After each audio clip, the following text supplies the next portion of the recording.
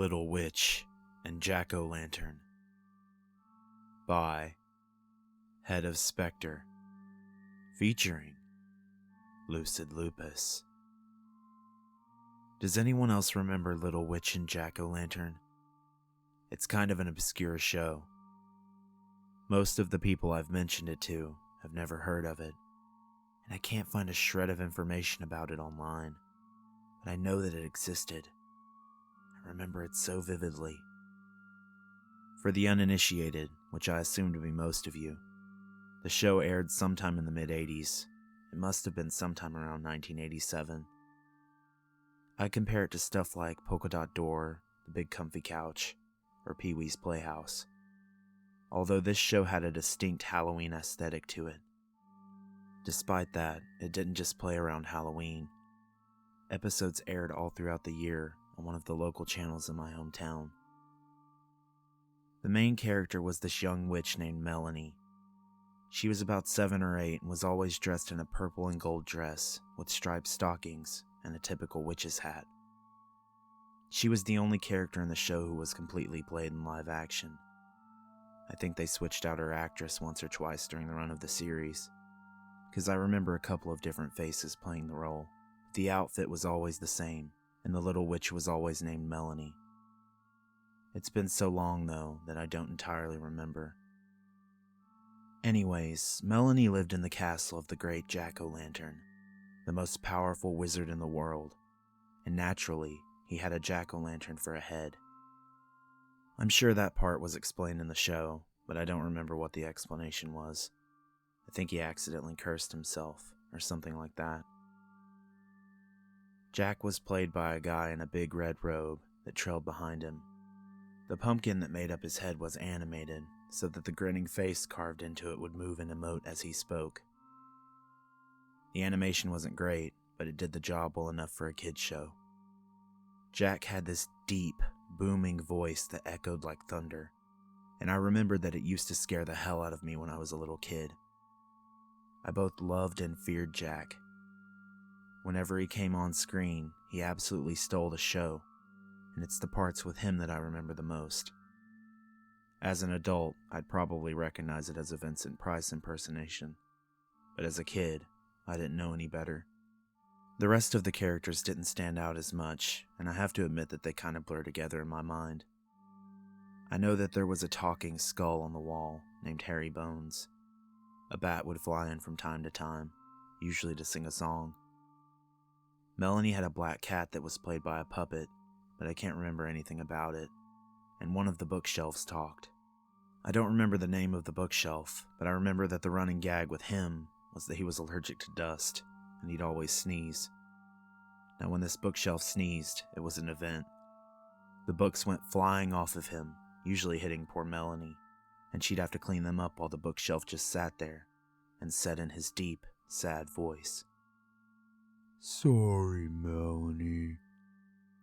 Anyways, the series didn't have much of an overarching plot. The basic setup was that Melanie lived in Jack's castle so that she could grow up to be a great spellcaster, just like him. She always wanted to try new, more powerful spells, and was confident that she could master them quickly and impress Jack. Most of the time she'd screw it up, and Jack had to come and fix it. All he had to do was wave his magic wand, and everything was back to normal. Then he would sit Melanie down, and they'd get to my favorite part of the show. The dialogue wasn't always the same, I don't think, but I remember it went something like this. "A fine effort you've made, little witch. But remember that there's magic in the world in places you'd never suspect." Then he would take a book off of the bookshelf and sit down in his armchair. He'd open it, and the inside of the book would be another screen that would play a clip. The clip would always be different from episode to episode, and tied into whatever spell Melanie had tried to cast. The one I remember most was from the episode where Melanie tried to conjure a banquet from nothing, and the clip talked about how farmers raise animals for the food we eat. They showed a little bit on the production of eggs, milk, and even showed some kids, about Melanie's age, petting barnyard animals. Then there was another episode where Melanie had tried to use a spell to stop the rain, so she could go outside and play. She'd caused a flood instead. It was all about the water cycle and how important it was. The clips were all like that, focusing on the mundane science that made our world work the way it did.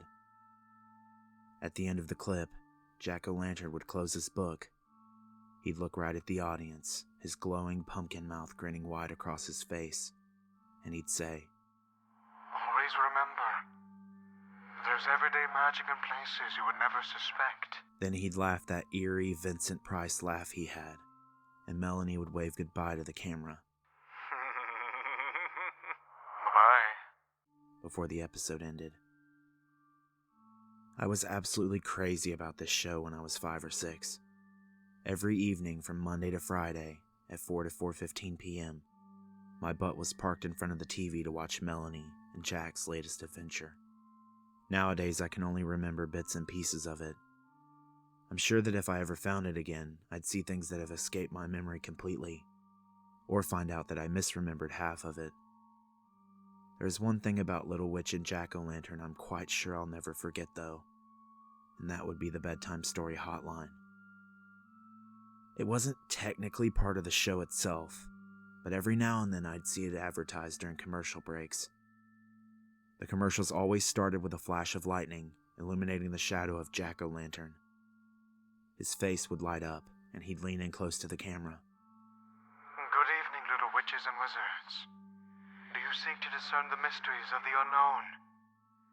Do you aspire mastery over mystery? Call Melanie and I, and we shall regale you with tales of the unreal, and of the everyday magic hiding in the most unlikely of places. There's a new town every day, along with posters and stickers, to adorn your magical lair. The commercial would then cut to Melanie sitting in the library of Jack's castle, and she'd say, A portion of the proceeds from your $2.35 2-minute call will go towards the education of kids like you and me. Then Jack would rise from behind the chair she sat in, his grinning face glowing in the dim light.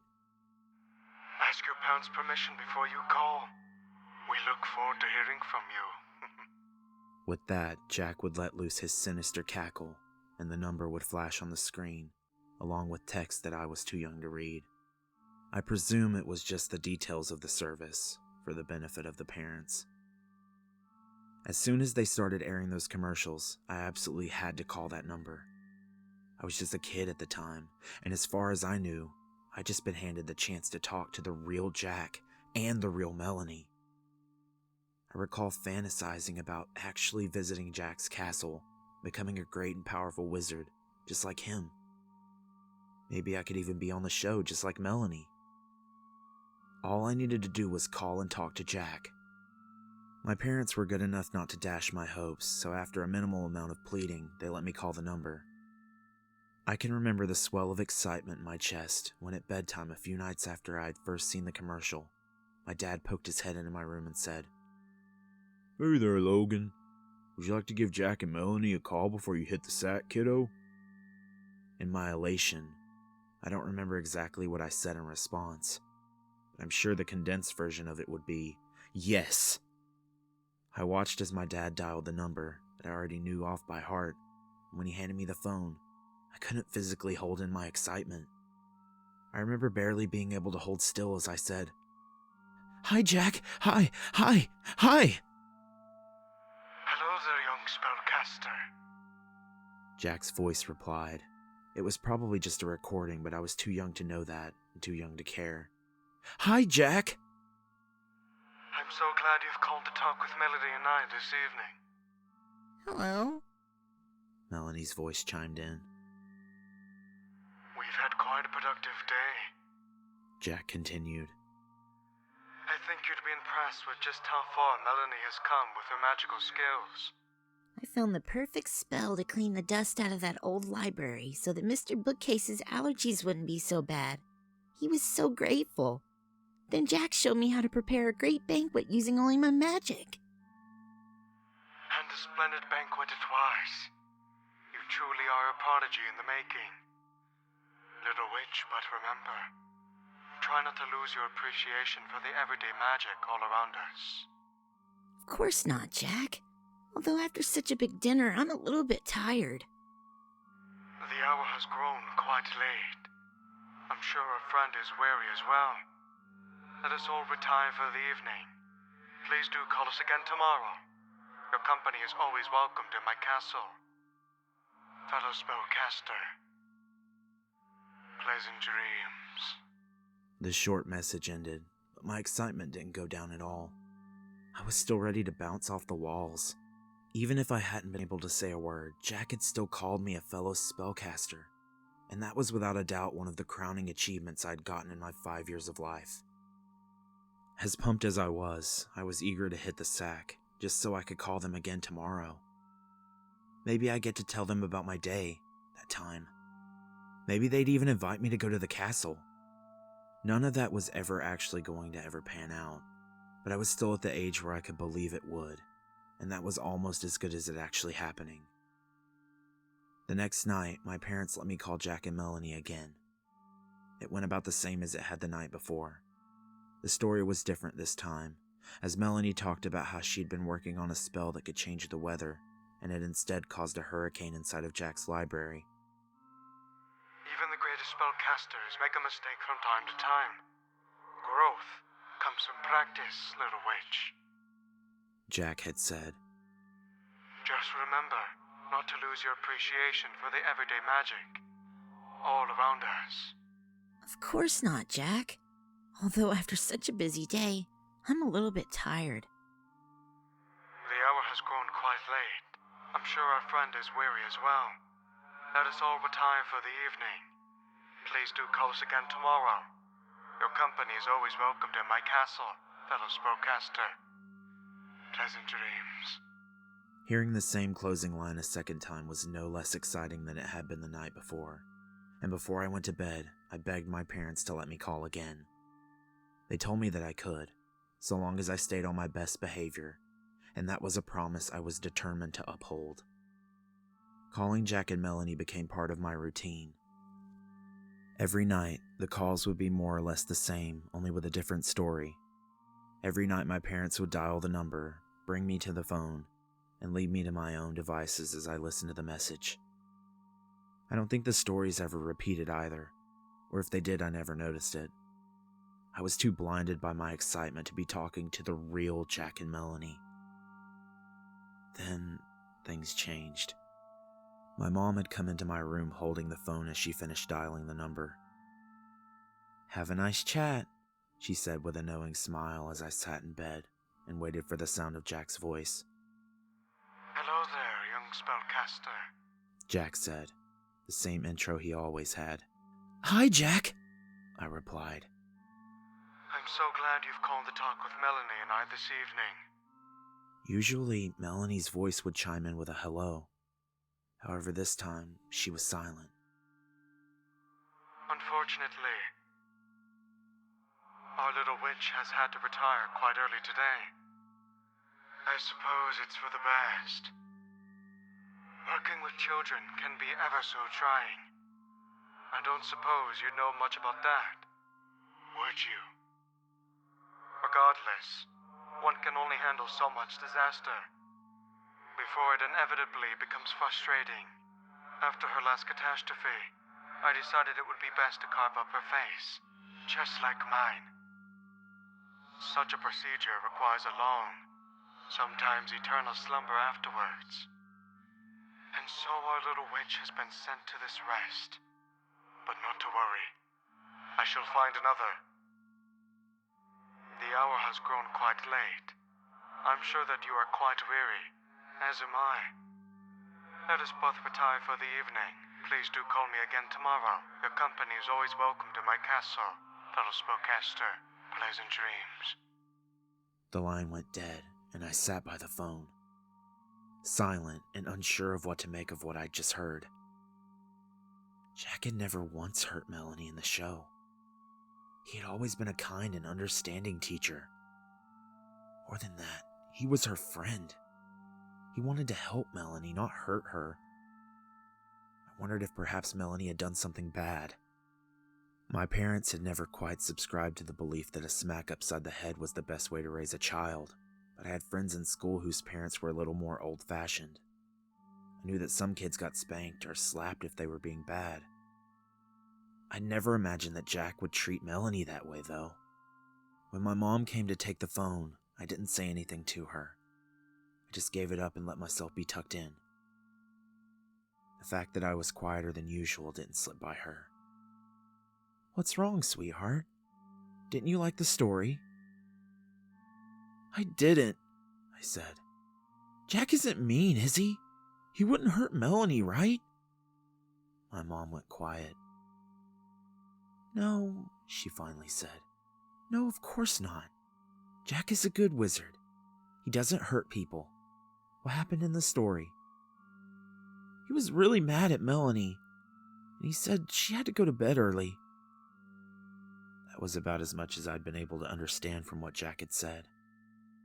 What exactly he'd meant when he'd said he'd carved Melanie's face up had gone over my head. I'm sure that if my mom had known about that part, she wouldn't have taken what I said so well. The subtle relief on her face set my own troubled mind at ease.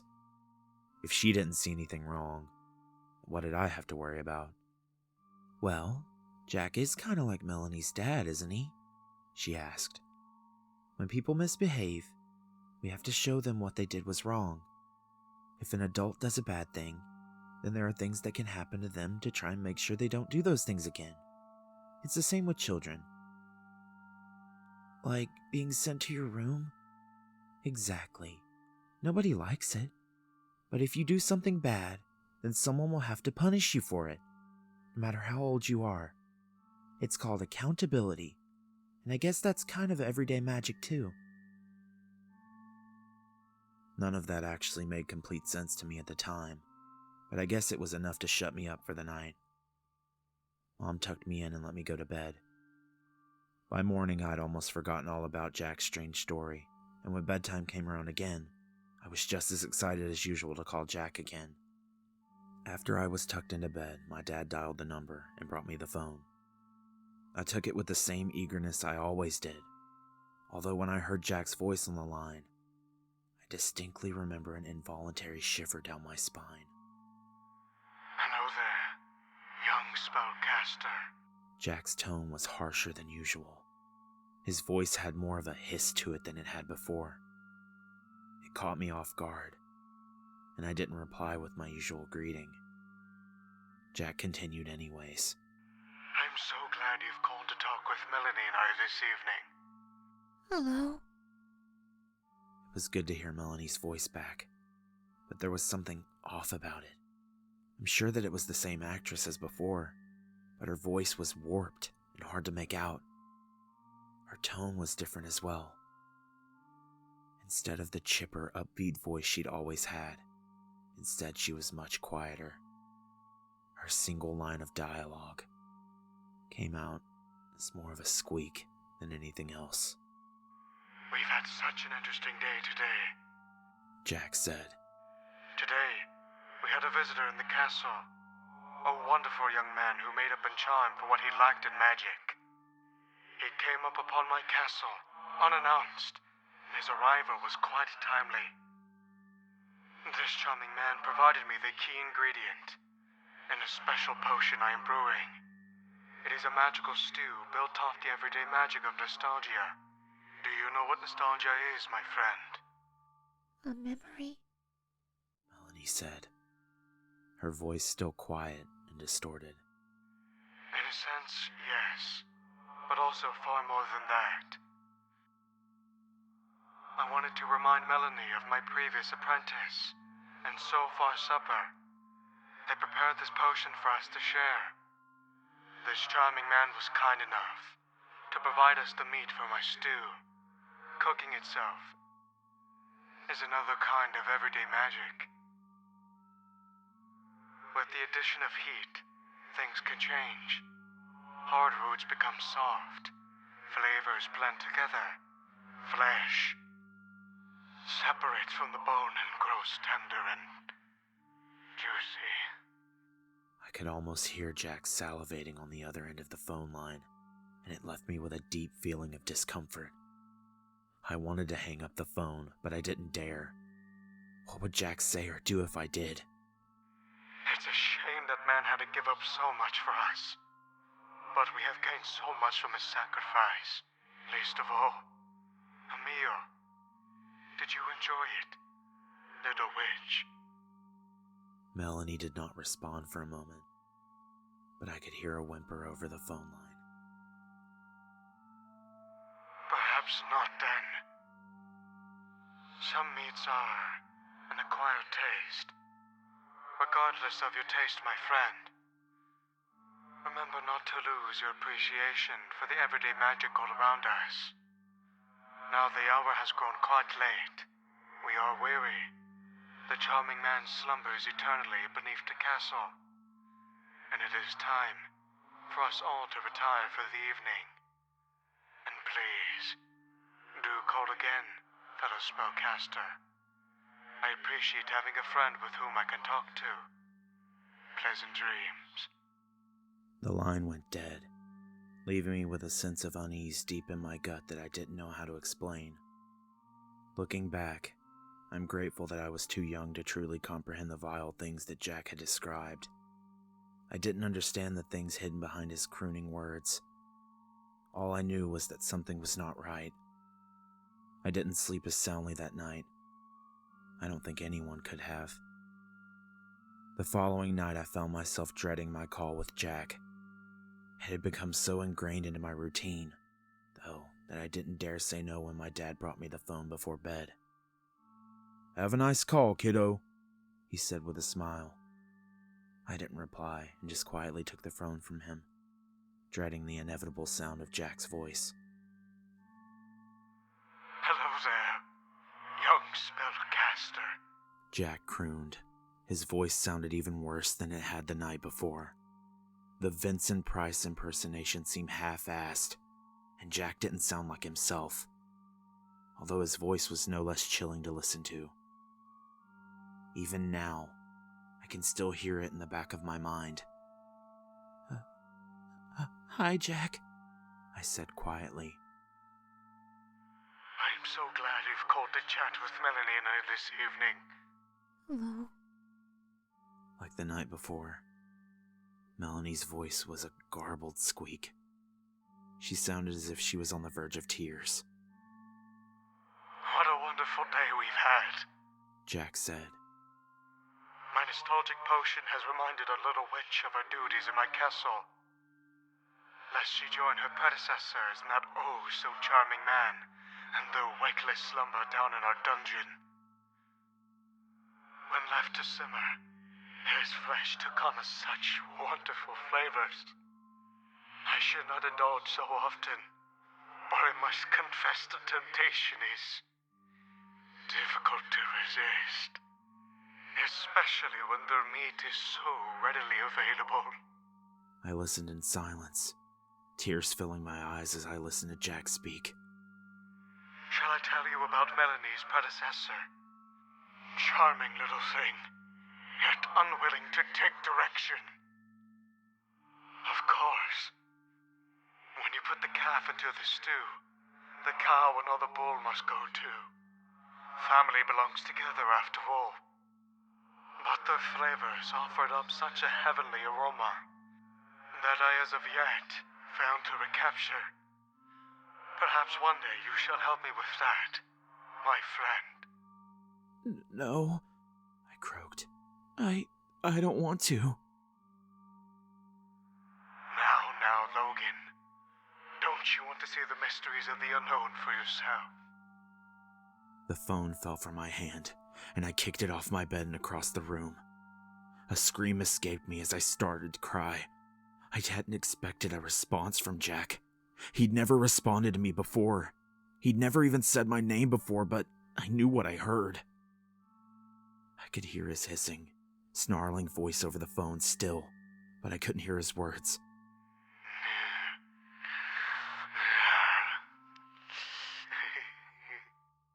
Whatever he was saying was drowned out by the sound of my dad bursting into my room to see what was the matter. I ran to him, hugging his leg and begging him not to let Jack turn me into stew. I remember the look of shock on his face before he spotted the cordless phone on the ground. He picked it up and stared at it. I don't know if he heard anything, but his furrowed brow said enough. He made my mom sit with me while he called the police, and she did whatever she could to calm me down. I ended up having to sleep in my parents' bed that night, and the nightmares of Jack looming over me haunted me for weeks afterwards. I remember that a police officer came to our house to ask me about the things that Jack had said during the phone calls. I'd told him everything I could think of, although I'm sure there were parts I left out, either because I didn't understand them enough, or because I simply didn't remember. Needless to say, I never called that phone number again. My parents and I didn't discuss Little Witch and Jack-o'-lantern after that night. I refused to watch the show, and it wasn't until a few months later that I noticed it was entirely gone from the channel. Something else had taken its time slot. I didn't bother asking about it. I was happy to let that show fade into a distant memory and never talk about it again. But I suppose Jack gave me a fair warning about nostalgia. Thoughts of Little Witch and Jack-o'-lantern have crept into my mind from time to time over the years. The show doesn't have much of a legacy online. There's almost nothing on IMDb or any other site I've gone through. The most I've managed to find is mention of an actress by the name of Judy Kirk, who supposedly played Melanie. I didn't find anything else on her besides a name, and trust me, I've looked. I had a little bit more luck going through old newspapers. I still live in the same town, and one long weekend, I was with my own kids at the library, and I thought to ask the librarian about historic newspapers. Sure enough, they had some on microfilm, and they let me look through it. The newspapers don't offer much. There's only a passing mention of Little Witch and Jack-o'-lantern from in 1989. I found it in an article about human remains discovered beneath an old warehouse just outside of town. It had once been owned by a man by the name of Timothy Clay. Clay had built the set of the show in that warehouse and filmed everything there with a small crew. He had been the voice and the mind behind Jack-o'-lantern before he had been arrested for assault. Apparently, not long afterwards, they'd found approximately 8 bodies buried beneath that warehouse. One believed to belong to a young man who'd gone missing 2 years prior. 3 belonging to one family who had formerly been associated with the production prior, and 4 belonging to another family. Looking into Clay himself, I found that he'd passed away in December of 1987. The article I read didn't state how, but as far as I knew, the man was on parole at the time, not in custody. To sate my curiosity, I also looked into Judy Kirk, mostly because I wanted to know if hers had been amongst the bodies recovered. As far as I can tell, she wasn't.